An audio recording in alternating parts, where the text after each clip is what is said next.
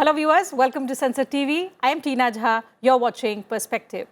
Parliament on Wednesday passed the Maritime Anti-Piracy Bill 2022 with the Rajya Sabha passing it by voice vote. The Lok Sabha cleared the bill earlier on Monday.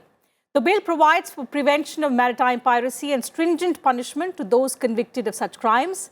External Affairs Minister S. Jaishankar, while moving the bill for consideration and passage in the upper house, said it will strengthen India's maritime security and also give it an effective legal instrument to combat the menace of piracy. Besides, it will also enable the country to fulfill its international obligations under the United Nations Convention on the Law of the Sea. Although the bill was supported by members cutting across party lines, some concerns over certain provisions in the bill were also raised. So what these concerns are, what recommendations did the Standing Committee make, and what are some of the salient features of the bill? We'll analyze all these aspects on the show today with three distinguished panelists joining us on the program. Pleased to welcome Mr. Sujit Kumar, Member of Parliament. He represents the BJD in Rajya Sabha. Vice Admiral Shekhar Sinha, retired, former head of India's Western Naval Command, and Mr. Alok Bansal, Director, India Foundation. Thank you, gentlemen, for joining us on the program today on Sensor TV. Admiral Sinha, allow me to begin the program today with you. I recall each time we've had a discussion on maritime challenges, maritime piracy has figured prominently in the discussion. So let's begin by understanding how significant do you think this particular bill is, because it's the first domestic maritime piracy law that we have had. In terms of safeguarding maritime assets in the high seas, how critical is the bill? Well, Tina ji, thank you very much for getting me on your show. It is very important for two reasons. In the absence of any law, the pirates who were caught or they were apprehended and arrested and put inside the jail, the courts did not know under which law to be tried. Right. Because as you know that the IPC and CRPC for India is valid only up to 12 nautical miles, which is the territorial water of the state, of the coastal state. Mm-hmm. And therefore, giving full advantage to the judiciary gave full advantage to the accused by not trying him out, because he was nowhere near coastal waters. So what this law does, Tina ji, that it defines piracy and it gives legal sort of validity to prosecuting the pirates even at high seas, in the EEZ, beyond the EEZ. If the act of piracy has been committed and if it is proven, if it is on a Indian flagship or a ship which is dominated by the Indian sort of crew, or it is against any Indian crew who may not be on an Indian ship or he may not be on an Indian flagship. Right. But if he hurts, he causes injury or death to any Indian national on board these ships where the piracy is being done, then the law can try him out. So it's a very big achievement, Tina ji, because very few countries, and I don't know if there are any countries who have promulgated any law, because when we started this at that time, India was the first country to introduce this in the parliament. And I'm sure Honorable Member of Parliament, he will know better on this. But it gives a handle gives a provision to try out piracy anywhere at sea, as long as there is something Indian, either the crew or the ship or the flag or the cargo, if it is destined for India, going out of India. So there is a very wide scope of this. And I think it is really going to ensure maritime security. And if somebody has been arrested wrongly, justice will be given to him, because the designated courts will be established. And the police officers will have a very major role to play in this. Absolutely. So, you're right. It is an effective legal instrument, Mr. Bansal, when it comes to safeguarding our security in the high seas. But what about safeguarding our economic interests, considering that India's 90% of trade happens through the sea routes? So in that aspect, how path-breaking is this legislation going to be? See, it's very important, as Admiral Sinha brought out. One of the biggest problems that we face till now was that anybody apprehended could not be tried if he was apprehended outside the territorial waters of India, because the courts would say, what is the jurisdiction? So now with this sort of a thing, we'll be able to tackle piracy, that is, even if it is taking place at Horn of Africa or anywhere in the world. Now, what happens is, because of piracy, a number of ships which were actually coming The insurance covers had increased because the piracy incidents had increased. So that was actually impacting the economic well-being, because the cost of freight increases with the insurance cover, which increases, which is again dependent on incidents of piracy that take place. Now that we have a viable instrument, the anti-piracy bill, you will find that a large number of such cases will be tackled, apprehended, irrespective of where these incidents take place. Indian Navy and Indian Coast Guard have the wherewithal to capture pirates, especially in Indian Ocean and different parts of the world. And as and when people realize that any incident where Indian national or Indian interests are involved will be tried under Anti-Piracy Act, and Indian government is going to deal with it, the people will be that much more careful, and you will find that they would avoid trying to deal with Indian shipping or Indian nationals. And I think with that, the number of incidents of piracy would fall gradually.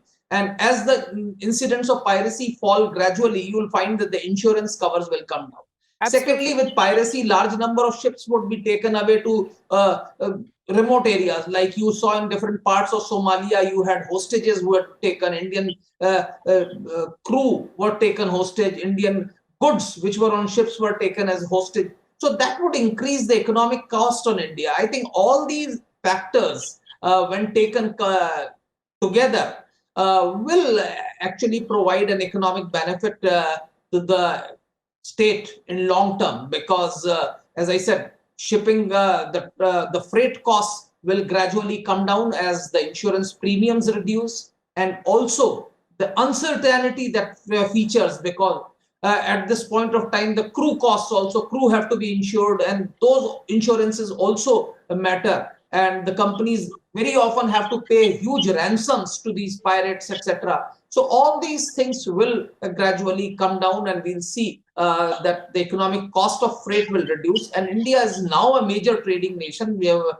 bulk of our goods come through import, and we are also in a big way exporting goods to the globe. So with that, I think there is an overall economic benefit to the government, and I think we will start seeing the results in due course. Precisely. So in terms of security in the high seas, in terms of our economic interests, it was extremely vital. And also in the wake of the rising number of piracy incidents, this was the need of the hour, perhaps because of which this legislation, Mr. Kumar, had been in the works for a couple of years.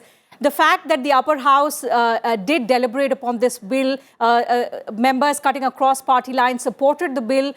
Give us a sense of, what really was discussed. What are some of the highlights that came up during discussion? Because what I understand is that some members also raised some valid concerns, and to which the External Affairs Minister did provide some kind of assurances as well. Sure, Tina ji. First of all, I would like to compliment the government for getting the bill passed, because the bill had been introduced for the first time in 2012. And then it couldn't be passed in the Lok Sabha before it got dissolved in 2014. But thankfully, the bill has now been passed by both the houses, and it will go to the Honorable President for her assent. Another aspect which I would like to mention here is that this is a great example of sound public policy, because the bill, as you know, has been sent to the Parliamentary Standing Committee. And the Parliamentary Standing Committee made about 18 recommendations, 14 of which were incorporated in the new amended bill. Right. And 4 of the other recommendations were also taken note of. They were kind of minor suggestions. So in that sense, I think this is great. This is a good policy practice. And I have been very vocal about the need to refer more bills to the standing committee, because there will be wider deliberations, then the experts could be heard, and then this has become a practice that almost every year the government is introducing amendment bills for minor amendments. So I think with a comprehensive discussion in the standing committee and wider consultations with all the stakeholders, such annual amendments will not be required. Now, coming back to the bill, I think it serves 3 purposes, which were articulated by the Honorable External Affairs Minister yesterday. First and foremost, he said that India is a major maritime power, and we are projecting our power not only in the Indian Ocean but across the globe. So in that sense, I think this bill will go a long way in helping us project that power, a benign power. Right. Unlike few other nations, particularly China, we are not a power which displays ugly behavior, so a benign power. Secondly, as Mr. Alok was pointing out, it has huge economic benefits for the nation, because we are now one of the major trading countries in the world, and as we import more, as we export more, as we trade more, the cost of shipping, whether it's insurance cost or ransom cost or the freight cost, will come down if the number of cases of piracy gets reduced. So that will be eventually, helping the country economically and strategically. Of course, since we didn't have a domestic legislative framework to deal with piracy on the high seas, so I think that the Indian judicial system or the Indian jurisprudence was rather handicapped in dealing with cases. There have been cases in the past where Indian flag bearers have been hijacked and pirated, and leading to loss of life as well of Indian nationals, leading to other crimes. But the Indian judicial system was unable to deal with such crimes. So I think this will provide a legislative framework to deal with such crimes. As Admiral Sinha was pointing out, the IPC and CRPC extend only up to 12 nautical miles, which is the territorial waters of India. And finally, we had to do it because we as signatory of UNCLOS, we had to have this legislation in place to meet our international obligations. So I think these were the points which were discussed yesterday. Some of the members raised objections regarding the death penalty. As was pointed out by a few members, Supreme Court has, in Mithu Kumar judgment, Supreme Court has said that mandatory death penalty is unconstitutional and violative Article 21 of the Constitution. That was pointed out by many of the members, and that was clarified by the Honorable Minister. Okay. So I think this is, but by and large, every member supported the bill. There were some, concerns. Clearly, and the fact that the bill got support from all members indicates and underlines the importance of this bill for national interest, Admiral Sinha. But the fact that some concerns were raised by members of parliament of different parties regarding the harsh provisions of punishment, and particularly there was a demand from some members on removal of the clause of death penalty. Now, what are your thoughts on the provisions related to the kind of punishment for those, for perpetrators of such kind of crimes? Do you think it's way too harsh? Tina ji, if you recall, last time that we were on a similar discussion when it was sent to the Standing Committee of Parliament on External Affairs, 2 points I made, and I still make that point, that what happens if in the act of piracy, a deliberate death is caused to an Indian national? Not one, maybe the pirate actually shoots 3-4 people, 3-4 crew, and therefore a penalty for death, if it is not a death sentence, which will obviously be given in a very exceptional circumstances. It is not going to be dished out, on a small sort of fault. So I think that it acts as a deterrence. It may never be given, but the pirates will know that if I do this, if I kill somebody, then maybe I'll be given a death sentence. So I think a death sentence, Tina ji, it acts as a deterrence, more as an insurance against anybody causing any life-threatening sort of damage to an Indian crew.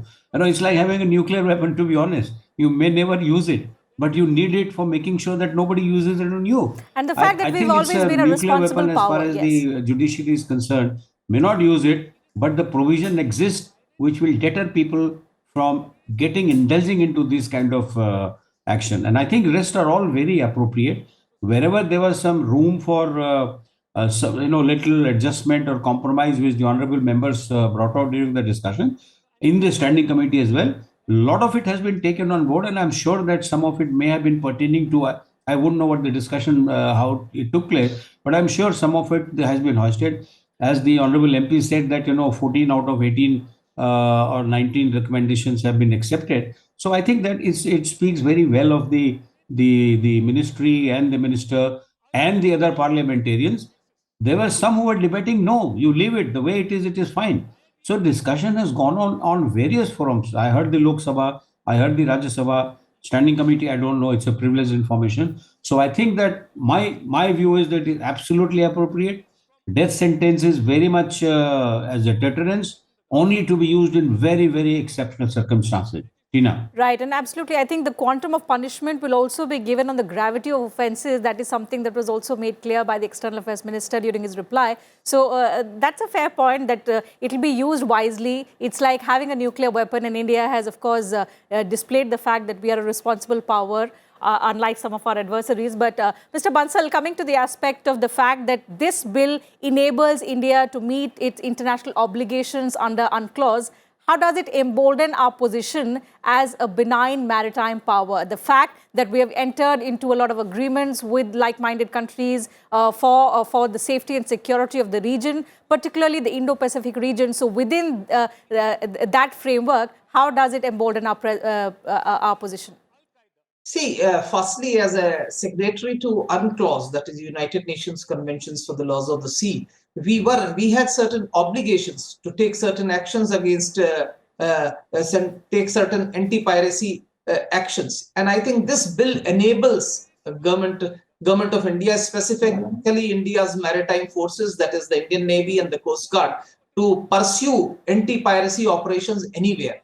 Because earlier also we were doing anti-piracy patrols, but we had no provision. Supposing you apprehended a pirate in Gulf Horn of Africa, how would you deal with him? What would you do? Now, if supposing there is a third country ship which is being affected, and then you deal with him, what do you do? So all those issues hopefully will be taken care of by this anti-piracy bill. As regards the harshness or the death penalty was concerned, I must clarify here one thing.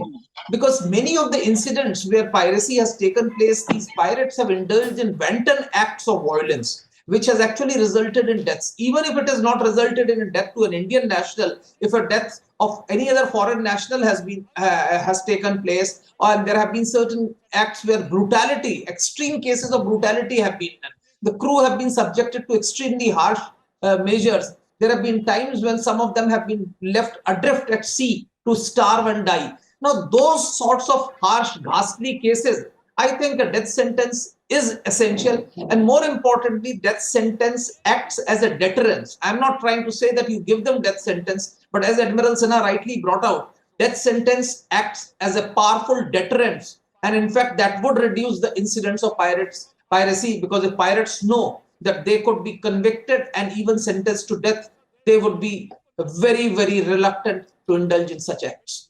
Admiral Sinha, a little aspect that, Mr. Bansal spoke about is, and given the fact that we've had such instances in the past wherein these pirates have indulged in acts of violence that have been horrendous, and because of which we've had to introduce such stringent provisions of punishment, is there also a clause to provide some kind of immunity to the security forces, to the armed forces who are guarding us in the seas, so that, they are enabled and they are strengthened when it comes to self-defense? Is that clearly mentioned in this particular bill? Well, the normal law, which is the provision in CRPC and IPC, will apply. If in the course of duty, where somebody has caused brutal damage to a human being, and in defense, so that he does not cause any further damage, if he's been shot, the CRPC will take into account those provisions. The judiciary will very much keep that in mind. And there have been cases where in self-defense, if the security forces are fired, they have been allowed to, it has been justified. Many times you will find even in our issues in J&K. So the point is that security forces, if they are employed in the duty where the call of duty says that prevent brutality, prevent any escalation, and in that, if the death is caused, I am sure that the leniency by the judiciary will be taken. However, there is also a possibility that the pirate is not killed, but he is injured so that he becomes immobile. And our security forces are very well trained. They will not do anything. They will not cause life-threatening shooting unless they are becoming a menace and the brutality is heading into, being life-threatening to the crew on board. So right. I think, Tina, it is a normal SOP as far as the security forces are concerned. They will not indulge in any, shootout just for the heck of it, but they always use weapon only when there is no other option left, Tina. Mr. Kumar, coming back to what was discussed, and apart from the concerns that were raised by members, there were also suggestions on how to better enforce this legislation. So it's clearly been established, and as all three of you have pointed out, that from the point of view of national interest, from the point of view of economic interest of the country, this bill was very, very significant. It was the need of the hour, and fortunately, both houses have passed it. But now the key lies in enforcement and better enforcement. So what were some of the suggestions that members spoke about in the upper house? One of the concerns that was raised in the upper house was regarding cyber security on the vessels. So, and also regarding the implementation of the act, and Honorable Minister clarified that there will be a special code, designated code that has to be set up in consultation with the Honorable Supreme Court. And regarding cyber security, the minister assured that every possible, provision of the IT Act and other provisions of the law will come into play to hurt any cyber attack or cyber crime on the vessels. So by and large, the concerns were regarding the death penalty. That was the major concern, which the honorable minister, clarified. And I think there was unanimous support on the bill. So there was not much controversy on any aspect of the bill except the death penalty, which pretty much every member raised. The minister was very categorical that this is a bill which will establish and enhance the credentials of India, and being a rising power, being an economic power. We are aiming to be $5 trillion economy in next 2-3 years. It's only going to help Indian economy. It's only going to help us further our strategic interest.